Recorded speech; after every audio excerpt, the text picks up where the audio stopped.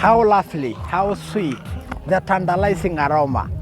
My goodness, I know your girlfriends and mine are all smiling. The goodness is the culture, globally respected, an amazing amalgam of the wearing attire that will make you smile even without getting the language.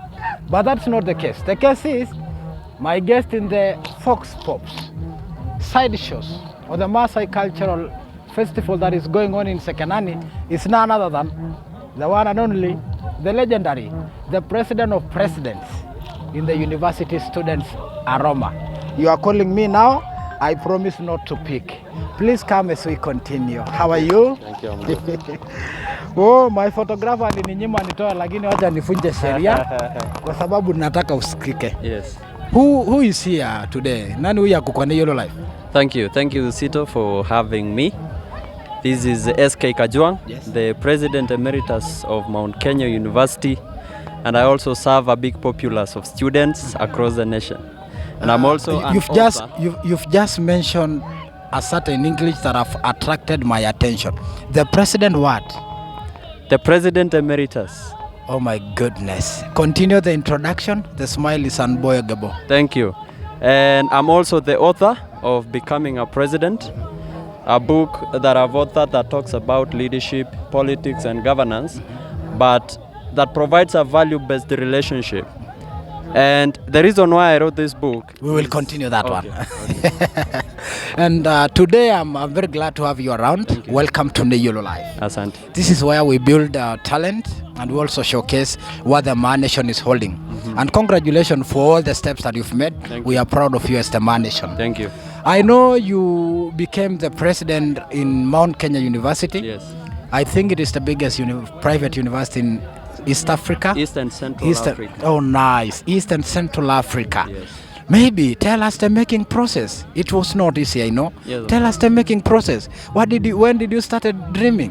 And when did the dream was no longer a night dream or a daydream, but a reality? Thank you. How did it come out? Thank you very much. I remember very well. You know, becoming president of a university is not a cup of tea, nor is it a bed of roses. Sure. Something that takes quite a lot for you to achieve that momentum. Amazing. Degree. And I started this vision when I realized that there were some loopholes, there were some gaps in university leadership. Sure. And that is why I decided as a first year, just 1.1. I never even had examinations in my portal. 1.1? Yes. Can you be serious? I decided to run for the Secretary General of the Student Association. Then the qualifications didn't allow me to go through the requirement process and the constitutional threshold. Yeah, the bureaucracy of the university leadership. Yeah, for me to run for that office. Right. But I believed that it was a moment, or it was a chance for me to test my political prowess and capacity to lead students in the university. Sure. And I gave myself a year. I did invest a lot of time. So you never made it to the ballots? I never made it to the ballot first chance as a first year, but I decided now to go and invest a lot of time in building capacity on how to do politics in the university and how to lead students. Right. So in the whole 1 year, I was investing in learning more about what leadership is, what governance is, what the political process in the university takes. Sure. And when it came now, second time, after 1 year, when I was 3.1, I now decided to run for president. I now absconded the reason of running for SecGen because I saw that I was that big figure to be the head of students' body. The influence started growing. The influence now started growing, and how I used to communicate with students, how I used to sell my manifestos and ideas and visions to them really proved a point. Yeah, maybe before you went ahead to fight for the presidency after you never made it to the ballots in the Secretary General. Did you influence any leadership that was installed in the university before? Yes, of course. Let me tell you something. You know, immediately I was dropped, and my candidature was dropped because of lack of constitutional threshold and requirement that were needed. Most of the candidates then came to seek my support because I had already mobilized masses and many students believed in what I could offer. So most of them came, and I supported a number of them that I believed could offer the best leadership in the university to the students. And of course, they made it. And I gave myself a chance to learn from them. what they did well and the values they provided that I believed I could embody and umbrella them towards realizing the vision. Exactly. Yes. And how did you made it to the ballot, and how did the success come to be when you started, when you vied the presidency and the crown was given to you? They said the accolades of leadership was a congratulatory towards your side. What happened and how the process was it? Thank you very much. There was a man, a civil rights fighter in the United States of America who was called Martin Luther King Jr. And in one of his speeches, he said that I have a dream. And that is where it began. Sure. And Barack Obama as well said, the 44th president of the United States said, yes, we can. Yes, we can. And that is what I believed and embodied in my heart, that I can venture in this field. Yes. And I did. And I did, of course. I mobilized masses and I sold my visions and aspirations to the students, and they believed in what I could offer. Because number one, the thing that really proved myself, the values that I embody was humility and a value-based relationship between myself as a leader and the students. So the students really believed that I could offer them the best leadership, not just the best leadership, but also servant leadership. And even today, when you go to Mount Kenya University, you ask of who is S.K. Kajwang, you can clearly see, and they can clearly say that he was a servant leader. That leads me to have an interest of knowing where did the SK Kajwang came from, because we know of the Otieno Kajwang. You know, why did you bring this name? Thank you. I think it was God given, because the parents gave me the name, but I also believe in the same sense that it was God given, because SK Kajwang resembles a lot of magnanimity, just from then to the person who is standing here. And that is what I believed, that I cannot really let this go. I have to really push from where they left to realize this vision that they were fighting for. Exactly. Yes. Maybe to ask of, what did you learn when you became the president? And I know you have also formed the umbrella of the Kiambu University Student Association. I don't remember the name. What did you learn? The takeaway home. What did you take home that I learned this when I was the president, and this is what I would wish someone to learn? I can say that the greatest demonstration of leadership is serving the others and helping them to achieve what they want to achieve. And that is what I really embodied, because it was not about myself. And I remember when I was being sworn in, I swore before the Lord and the people who are standing on the multitude that I will serve them, with providing them with what they require, the prerequisites for them to really do well in their various fields. And therefore, the greatest thing that I'm proud of, having achieved as President Emeritus, is serving the students and providing the link between the ground and up, from bottom to up. Yeah, so it's not a principle that I'm trying to demonstrate. Are you a Kenya Kwanza? No. I'm not a Kenya Kwanza. I'm an independent mind. I don't believe and I don't subscribe to political philosophies in Kenya. The only political philosophy that I subscribe to is for Barack Obama, Nelson Mandela, Martin Luther, and the rest. Oh, nice. I thought Mahatma Gandhi will be included and in the list. Mahatma Gandhi. Oh, nice. Yes. Maybe Napoleon King, when history is the story. Thank you. You are another. Yes, I'm and everybody is asking you and I the source of our English. Yes. I am not able to tell them the source of mine, but because you are here, can you tell them the source of your English?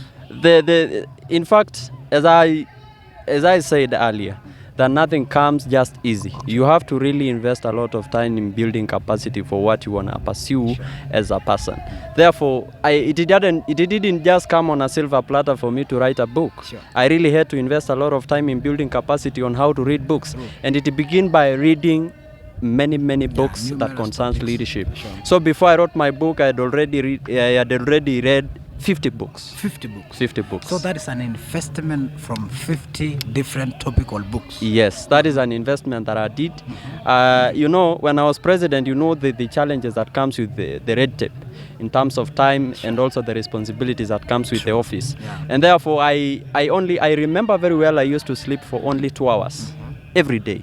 Because after serving the students and really pursuing their responsibilities for the day. You say 2 hours? Yes, 2 hours. It is not possible for my 120 father. minutes? Yes. Yes, that is it. You know, it is not possible for my father, who is 50 years of age, to sleep for 6 hours, 7 hours. And me as a son, who is only 23 years or 21 years, to sleep for the same time. So I really had to invest a lot of time in building capacity and investing in what really matters for me. Sure. Yes. Yeah, tell us about your book, the title, and what to expect in between the covers. Thank you. So becoming a president is a propoundment on the basis of myself, the experiences that I had in leadership, as serving as president of a university, and also the aspirations that I have for the future. You know, it is always, you know, where we are sitting, as sons of the savannah. Nobody has ever tried to vie for president of Kenya. If one or two or three. How are you? 1, 2 or 3. Yeah, so that is what I decided, because nobody has ever tried from here. I'm going to build the confidence like Barack Obama, from Kenya to United States of America and fight as president. So the aspirations that I lie ahead are what constitutes my book. And that is why I did realize the great measure of success in leadership is determined by what you do today and the leadership. Where did you get the title? You said how to become the president? Becoming a president. Becoming a president. Yes, why did you get the title? Everything that I do is on the threshold of belief, faith in God. So that is something that has just come from within my heart, in what I believe in and the aspirations that I have towards the people. And you see, governance and leadership is not just a chance, or it's not just an event. It is a process that takes a lot of things that must be done to propound something that really demonstrates a person's capacity to serve others. Yes, so that is it. Tell us about the culture. We are in Sekenani, at the heartbeat of the seventh wonder of the world, where everybody is wishing in the globe to visit. But you are here on a free ticket. Oh my goodness. Tell us about the goodness of wearing this attire. Thank you. What people should emulate when building and, you know, conserving this culture. Thank you. Marcus Garvey said there are people without knowledge of their cultures like a tree without roots. So that is a clear demonstration that you've seen from all the populace that is seated here and all the people who are singing and demonstrating clearly what this culture really means. And we really have to harvest, because, you know, this culture is demonstrated and celebrated worldwide. It's not only in Kenya. And even the attire that we are wearing today, even the Muzungus who come to Masai Mara would like to wear it, and they even find the confidence to wear it abroad. So therefore, that is the greatest demonstration that personally I say that I must come here, see what my people are doing, and also do the same, because it's but the people don't know you are a Maasai. I'm a Maasai, just because the name doesn't tell us SK Kajwang in full. Sanju Ken Kajwang. But so, you know, comrades, Ole Sanju. Don't tell comrades Sanju Ken Kajwang. They don't know. They know SK Kajwang. Yes, amazing. But Ole Sanju. As we finish up our interview, give a message to a young person who wants to be a leader like yourself, who is watching this interview, as you tell them to follow Neyolo life. Thank you very much. Face the camera. Thank you very much. So the message to my fellow young people who have aspirations of leading and becoming like myself, I would say that don't try to be like me, but try to be better like me. Try to be better than me. That is the most important and crucial basis that we can build leadership on. Because personally, I've always believed that helping other people to achieve is better than helping yourself. Because it's about serving others. In leadership, it's about accomplishing and fulfilling the needs of other people. And therefore, from on referencing what I'll be doing from September after the launching of my book, Becoming a President, I'll be doing trainings and providing forums and opportunities for young people to build capacity in leadership, so that, you know, once leadership thrives, the societies and communities will thrive. And if we can serve a society today, we can serve a community, we can serve a country, we can serve a nation, and we can serve the world. So that is the basis of it. And a philosopher said that everything rises and falls on leadership. So if we work on our leadership and governance systems, everything will thrive in our society. So young people really engage. As you've said, you've heard me say, that I read 50 books before I sat down and start modeling my book. So it is always important for you as a young person to build capacity in leadership or any other thing that you want to do, because it is always possible. Yes. Tell them to follow Neyolo Life, your comrades. Yes, comrades, please follow my friend here. He was from the University of Nairobi. They said the University of Nairobi. So he's a journalist, follow his media, and because I know and I believe he has been doing a very good work in engaging the society in matters that really matters to them. So thank you very much, my friend. Maybe before you go, who is a role model and who is your role model? My role model. Yeah. Who is a role model and who is your role model? A role model is someone that you look up to. And my role model, or I don't have a role model, I have a mentor. Yeah. Someone who mentors me in leadership and in building my capacity towards the future. So the person that I like most, and most of the comrades refer me as young Obama, because I talk like him. So the person who really motivates me and builds my capacity and aspirations for leadership is Barack. And I like listening to him, reading his work and everything that comes with it. And I believe that one day I can meet Obama. Exactly. Yes. Nothing is impossible. But we can produce other Obamas like myself. We can produce other many young people who can do like what Obama did. Exactly. And we can put that investment and do and push the nation forward, put our country forward, put the world forward, so that we can provide a sustainable opportunity for every young person to believe in the nature and beauty of his dreams. Thank you so much for your time. Thank you. Until next time, we will be glad to join you in your book launch. Thank you. Yeah, good time. Ladies and gentlemen, we are still in the streets and Fox Pops are not ending. We have just begun. Daniel Olesito, Nejolo Live.